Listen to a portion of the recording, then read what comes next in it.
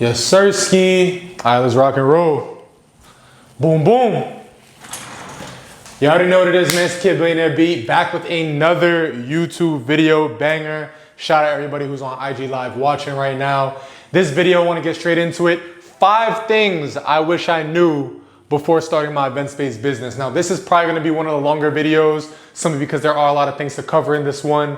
But for those who don't know, my name is Brian Waldron. Did $3.5 million in event space sales by the age of 26 with my event space business. Now we have the #1 consulting program in the country, showing other people how to find, fund, and fill their own venue. Or if you already have an existing venue, we'll put the systems marketing to scale it to 50 bookings in 90 days. So let's get straight into it. I've kind of isolated the 5 things that I wish I knew starting out into my event space business. And these are all things I wish when I say starting out, I mean like within the first 30, 60, 90 days or so. So again, these are expenses, funding, location, contracts and leases, and marketing. And I'm gonna take more of a macro and a micro kind of perspective to each one, just so you fully understand exactly what I'm talking about and it really makes sense even if you've never even heard about this type of business, okay?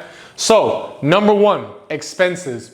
When it comes down to starting your event space business, it is very expensive.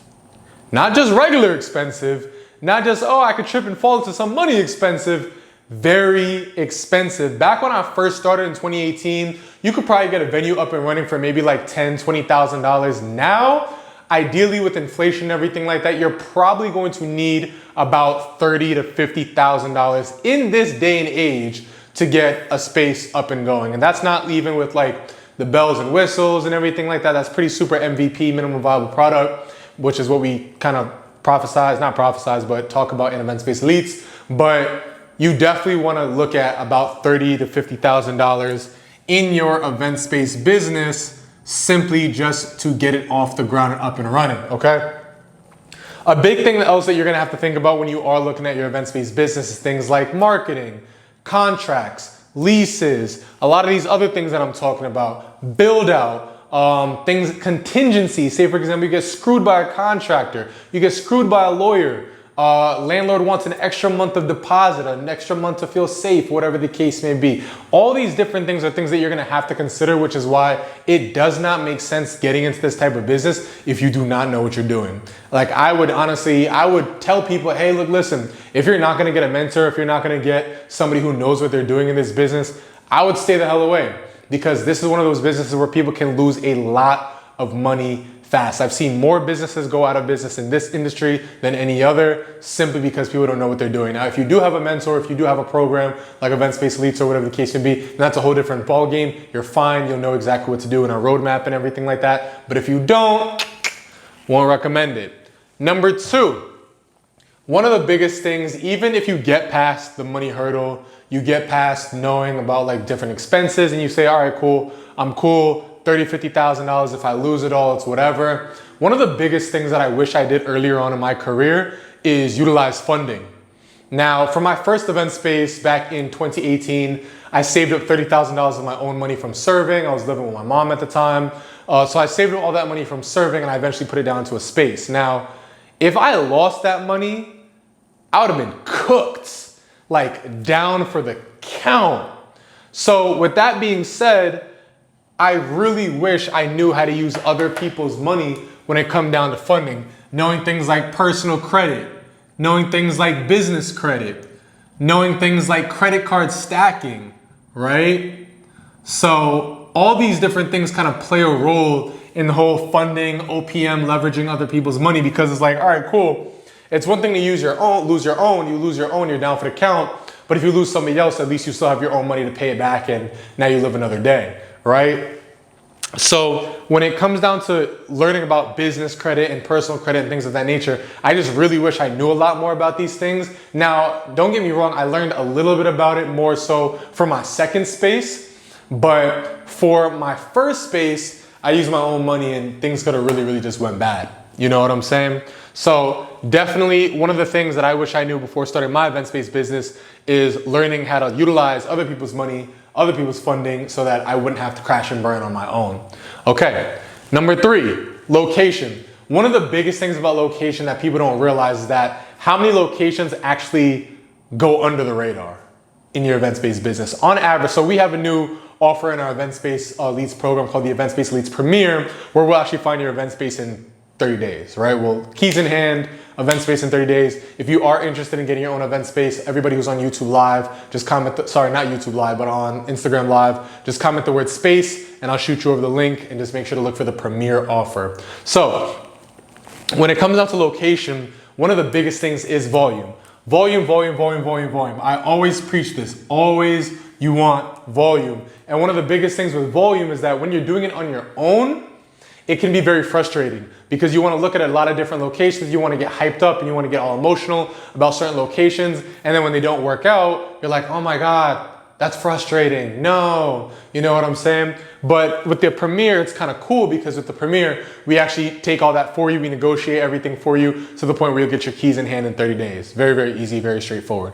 But when you are doing this on your own, one of the number one things you have to realize is volume. Like, do not get into this game unless you're planning on looking at 20, 30 locations. Like looking at, not just seeing online, I mean stepping foot in 20, 30 locations. And that's one of the biggest things with this business because you have to understand volume plays a major, major role in all this, okay?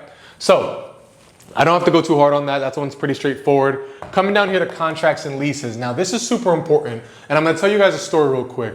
On my first event space that I ever got, I hired a lawyer from this lawyer in a box service. Essentially what it was you paid like $750, they review the lease once, they send it back to you, and that's it. That is not something you want to do with this type of business. You want a lawyer who's there from the beginning to an end, which, like, honestly, shout out Nadia, who is our cornerstone attorney in our Event Space Elites program, who has had tons and tons and tons of experience with reviewing all these event spaces to the point where, like, I think she's like sick of us here in Event Space Elites. Where it's like she's reviewed so many leases, she knows exactly what to expect at this point. It's so funny because I just had a conversation with her today about making a new offer specific for our program, but that's a whole other conversation. But when it comes down to contracts and leases, like I said, you definitely don't want one of these lawyer in a box, review one time or review two times and you're done. You want somebody who's there from the beginning to the end. Because a lot of times the deal changes, right? The landlord might push back on certain clauses. The landlord might say, hey, look, listen, I'll give you this instead of that. The landlord might want to give you more things in favor, and then you're just a little bit more curious about it. So you always want somebody who's there from the beginning to the end of the entire transaction, just to make sure that you're not getting screwed, you're not getting skimped or anything like that. You always want to make sure that that person is there in your corner, not the attorneys, not the commercial landlord's attorney, because a lot of people do that too. They try to take the hindsight of the landlord's attorney when that landlord's attorney is not fighting for you. They're fighting for their landlord, right? So you want somebody who's in your corner to make sure that you're getting the best due diligence, okay? So that's the biggest thing with contracts and leases. And then the last part about it is marketing. One of the biggest mistakes that I see a lot of people make when it comes down to marketing their event space is, wait for it, they have none. They have no marketing plan. Now, the biggest mistake you could make coming into this business is literally not having a marketing plan. Because so many people open up an event space and they're really like, oh, people are just gonna come out of nowhere like cockroaches, and then it never happens, and then they're 3 months behind on rent and they don't know what to do because they don't know how to market. I've seen it. If I had $1 for every single time I've seen that happen, and sometimes I'm not gonna lie, I wanna laugh. Because it's like, I told you so. I fucking told you so. It's like, I told you that marketing doesn't work that way. It's not just you put up an event space. Like, we know the top 5, top 10 cities that event spaces are popping. And even in those cities, it's saturated. So it's just like, if you're coming into a city that's not even on that top 10 list, you're gonna get squashed like a bug across somebody who's been doing it for years. You know what I'm saying? So if you don't have a solid marketing plan, unique selling proposition, a way to attract leads, a way to increase show rate, a way to increase close rate, a way to increase offer rate, all these different things in your event space business, you're gonna get crushed. And then you're gonna just be like the other endless bodies of event spaces who just thought they could make it without any type of marketing or counseling and just never ever make it. And I know that sounds really, really bad, but I'd honestly rather save you your $30,000, $50,000 than my company having to come and take over your venue and give it to one of our clients, and because you just lost all that money. So anyway, quick recap, 5 things I wish I knew before starting my event space business. I know that got a little dark at the end, but it's the realest thing ever. I see it all the time. Know your expenses, know about getting funding, know about the volume of location, always have a good attorney on your side for contracts and leases, and know how to freaking market. Guys, I'm gonna be dropping the link for Event Space Leads in the chat. If you don't have an event space and you're looking to find, fund, and fill your own event space, I'm dropping the link. If you have an existing event space and you're looking to scale it, guarantee 50 bookings in 90 days, I'll drop the link for Scale Your Venue as well. In the meantime, in between time, my name is Brian Waldron. Let's get it, let's go.